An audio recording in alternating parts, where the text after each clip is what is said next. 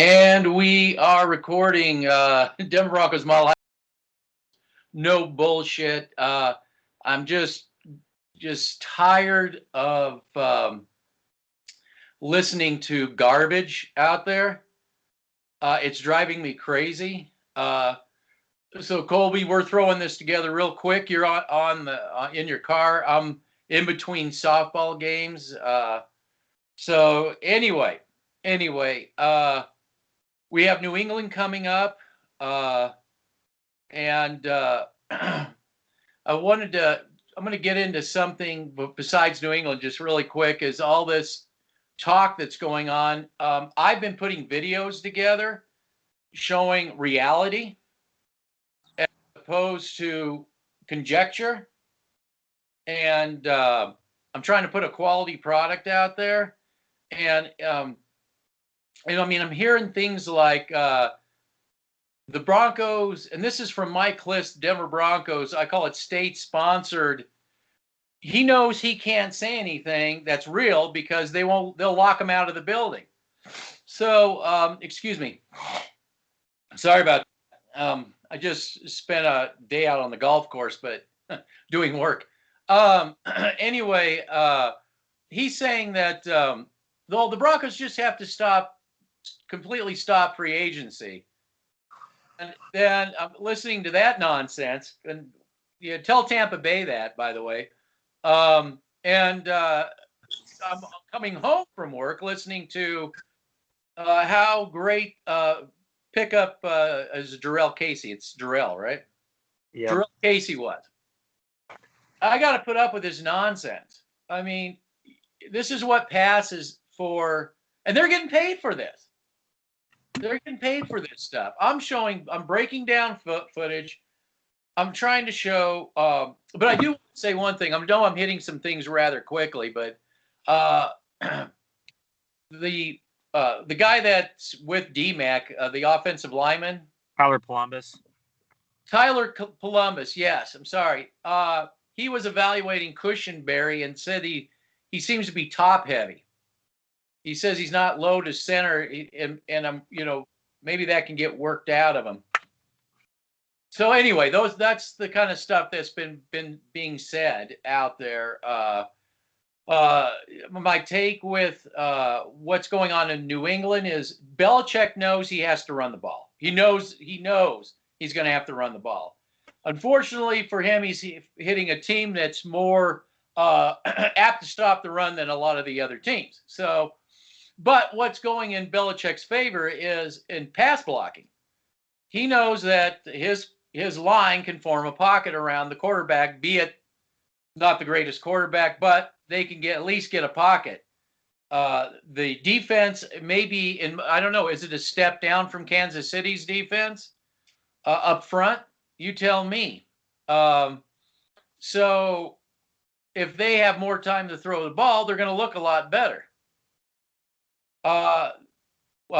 What's his face? Rypien. Rypien is not facing the New York Jets. He's going to be facing a Patriot defense. And I'm going to say segue Bortles. What I found out doing research is Bortles, they wanted Bortles, and Bortles said no to them and went to the Rams. So that was last year's offseason. Okay, so this guy already told the Broncos no. Then he got kicked off the Rams. Well, okay.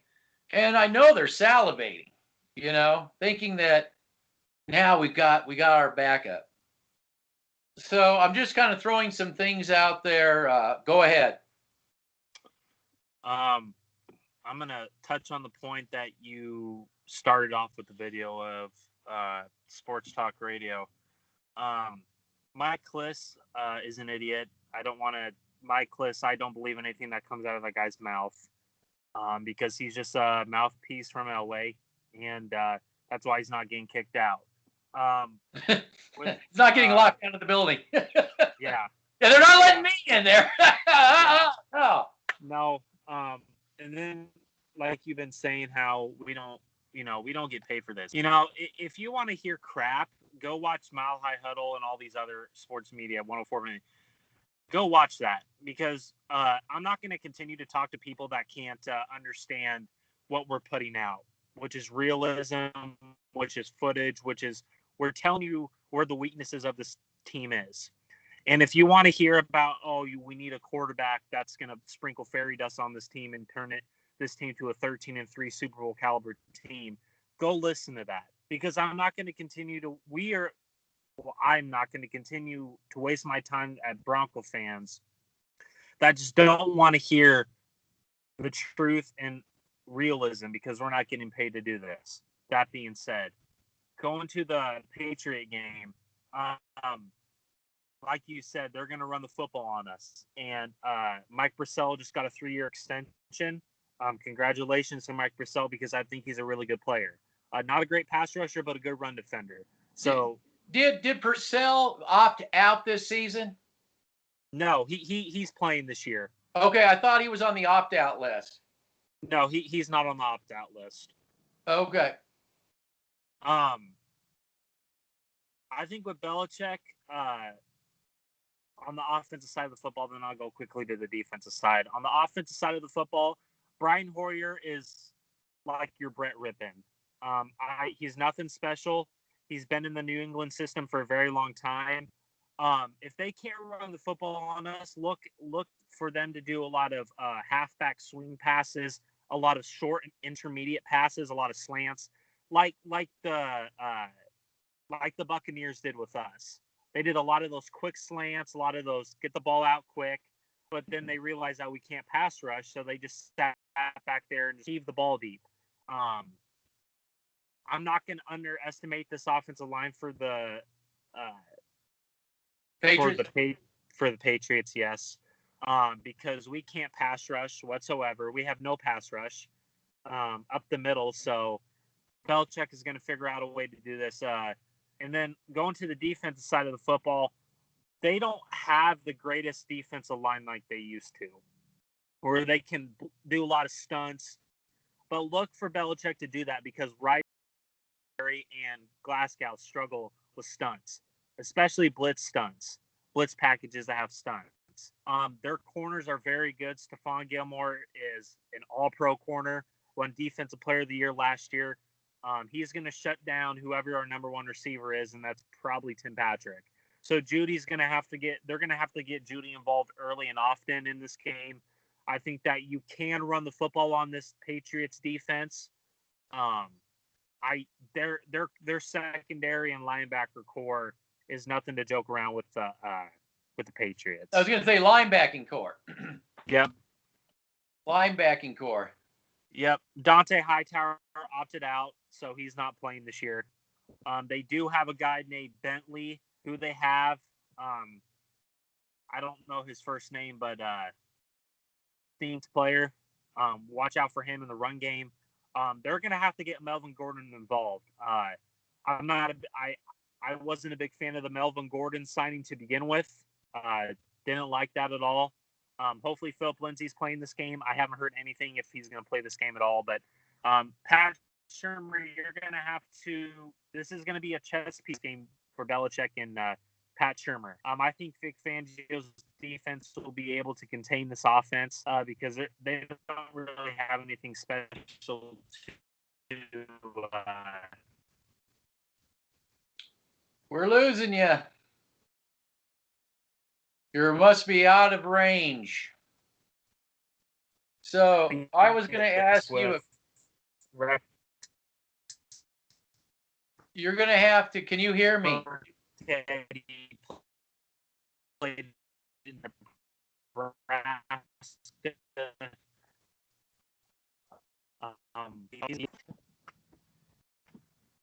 Okay, are you here? Yeah, I'm here. Okay, you're going to have to go all the way back to that the Patriots offense isn't anything special. You completely dropped, so hopefully I can edit the two together, but every time I put it in edit, I drop audio. I don't know why that is, but okay, yeah, sorry about that. Just to touch on the Patriots offense, nothing special. They don't have Julian Edelman, just to watch out for him. He's your typical slot receiver that destroys the Broncos. Just watch out for him. Watch out for Rex Burkhead. Rex Burkhead played in Nebraska. I know. I watched him play personally. He's a very good player. So just watch out for those two pieces. The tight ends for the Patriots are nothing to write home about. I'm not scared of any of the tight ends. N'Keal Harry's still on that team. I don't think Cam Newton's going to be playing in this game. If he does, I'll be really surprised. But I think it'll break protocol. I think that will break protocols. I don't think he can. The turnaround's too fast. Yeah, so we just got to watch out for Julian Edelman and Rex Burkhead. I was going to ask you this question, and it's: do you think the Broncos have actually given up on Drew Lock already? Do you think that bringing in Bortles, it's like let's have somebody as a stopgap? We'll go get somebody in the draft, or is that just hyperbole? Is that just? Do you think they've given up on him already? Yes. I think they've given up on Locke because why would they be wanting a quarterback? If they were so high on Locke, why would they be wanting a quarterback this high in the draft? If they were so high on Locke, they should be getting help around him, especially on the offensive line, get other weapons on that defense. If you were so high on Locke, why would you be, pounding the table for Trevor Lawrence, Justin Fields, and Trey Lance? I don't. The media's given up on Locke. Yes. Well, no, I know that. My hunch was Bortles all the way. Although they wanted to get him last year, but I have to remember, I may be giving Elway too much credit.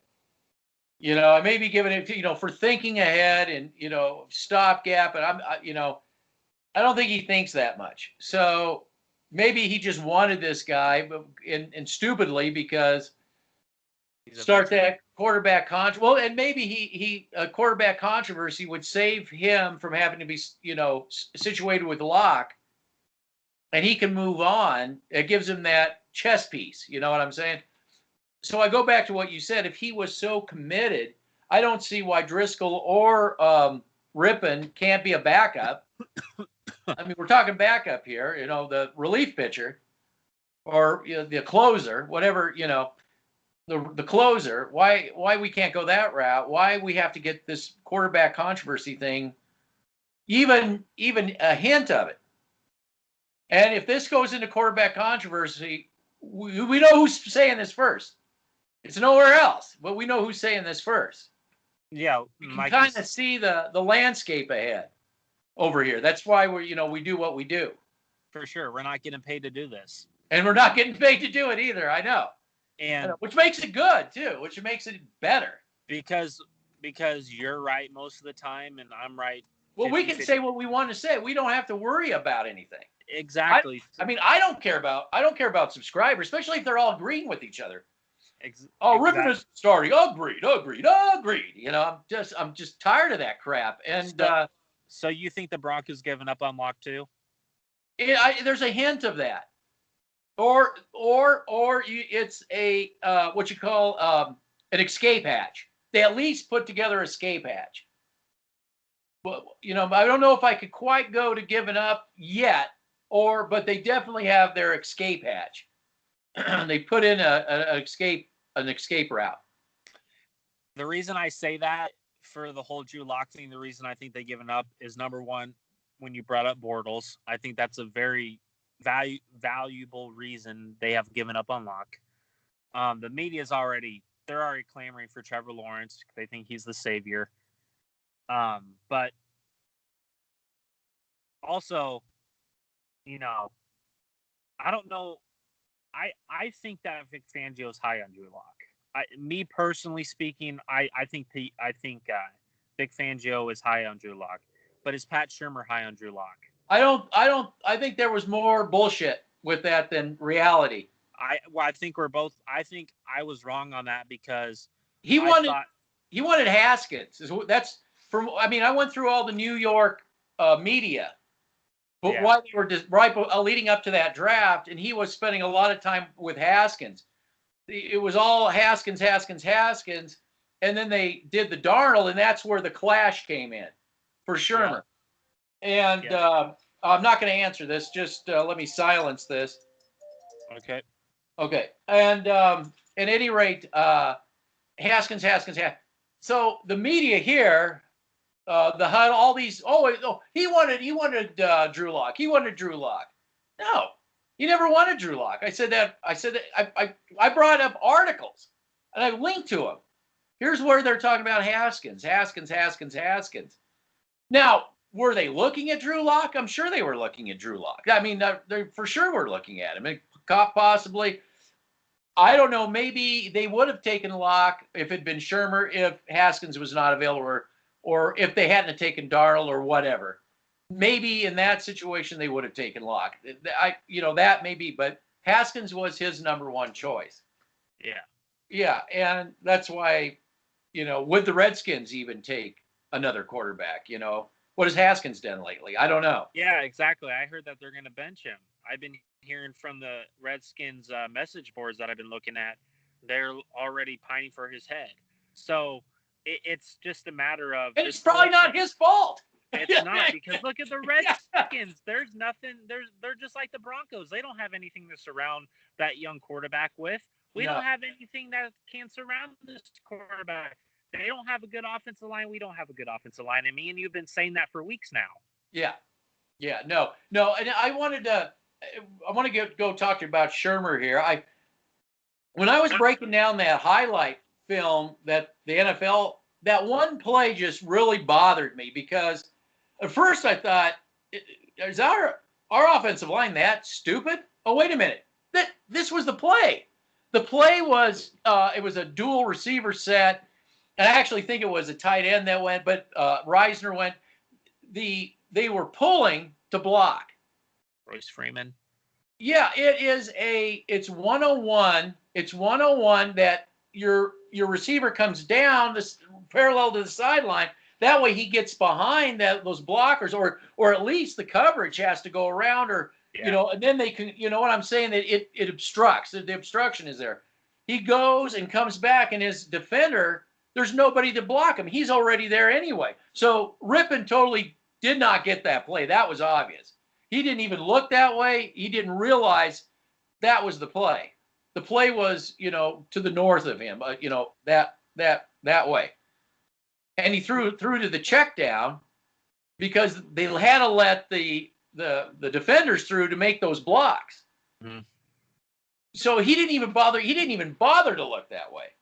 So I don't. Go ahead. So what I'm saying is, we were told too about how wonderful he was, and the quarterback, and I have video says, well, you can't stare into triple coverage. As bad, they had a pick six in New England, but it wasn't because of that. It was something else, and it was kind of was on Edelman as well. Mm-hmm. But you can't be staring into triple coverage and throwing, and then come back on the radio and tell me what a wonderful job he did. Now, I understand he's growing and he's learning, and I still would take him over bringing Bortles in, to be honest with you. Yep. But I just wanted to make a point that it really concerns me that something so basic in play design was completely out the door. Yeah. It just, I know, and like I said, if the Broncos were 3-1, I wouldn't even bring it up. Well, okay, they had a stupid play that didn't work, but I'm seeing too many things. Going in against the Tampa Bay Buccaneers with the same game plan, with your offensive line that you had with the Steelers. What are you thinking? Plays that are design flawed. What are you thinking? It seems to me Scangarello, his crime was he told it like it was, and they didn't want to hear that. Maybe he actually told the truth. That's why Elway and Fangio got rid of him. Probably because of that. Probably say to you, I need to bring these tight ends because your offensive line is shit. We're limited in what we can do offense based on personnel. So that's why maybe Scangarello couldn't, do what he wanted in space out in the field. Mm-hmm. That was the criticism. But you're only as good as the army you go in with. I I don't know why he called that play. He's being too cute. Like I told you, this is one of my criticisms of Pat Shermer. He tries to be too cute. He tries to be cute. Oh, nobody's ever going to call this play. So I'm just going to throw this to a receiver that's near to a running back that is near the sideline on the other hash. So I don't get that. I would understand that if you did it a 3 wide receiver set and you threw it to KJ Hamler because he has the speed, maybe to miss tackles or whatever. I can understand that, but you're throwing it to a running back who's more of a zone runner. Well, that wasn't designed that way. It wasn't supposed to. I'll tell you why. He was supposed to draw. He was drawing the other defender away from the play. So you have him drawing a potential tackler away from the play. Mm-hmm. That receiver that's at the top of the screen, it's something with a 9, and I'm not sure who he was. But he was the receiver at the top. He's got to drop down immediately after the ball is hiked. Whatchamacallit just turns around. Of course, you can't. You got to do it in shotgun because you have no protection. Yeah. I don't know if he had to run back or how. I can't remember that aspect of it. But as soon as he gets it, he has to throw it to him as the guy's coming at him, and the guy's got to just. They could have got a first down on that play had they done done it right. Exactly. He was just Freeman was just drawing the guy away. That's all he was supposed to be doing. Yeah. But the quarterback didn't even look back. That play was not supposed to be what they were not supposed to throw it to Freeman. They at all. That was designed to go up. But you got to remember these quarterbacks aren't calling the plays; they're being brought to them in the helmet. Yep. And they're relaying them out. If they remember so they got a lot on their plate. Well, they're young offense still too. You can't. This isn't a veteran offense. This is a young offense that's still learning to work with each other. I think that we kind of lose that aspect, especially on sports talk radio. They lose that aspect of you just can't keep switching players and systems every year. You have to continue the gel of the whole team. You can't just break everything up year after year after year. That's how you become the Cleveland Browns. Well, look at the Cleveland Browns or Washington Redskins. The Washington Redskins, the Jets. You can't do that. So I think that we're going to go to New England and we're going to get. I think Belichick is going to find a way to win this game. I don't see us winning this game. I rarely go against Belichick. Belichick is just one of those coaches that he'll figure it out. He'll figure it out. And it'll be the end of the world as you know it here. It'll be the end of the world. Oh, yeah. Trevor Lawrence. Let's go. Yeah, it's all about that. It's not about all the things we've been saying. It's about keep making the same mistakes over and over and over and over and over again. So yep. I believe they've given up on Drew Lock, and it's a shame because that guy has the talent, and most of all, he has the mindset to play in this league. And it's a damn shame that Sports Talk Radio is pulling this crap. So I got it right. I said, they're gonna ruin him.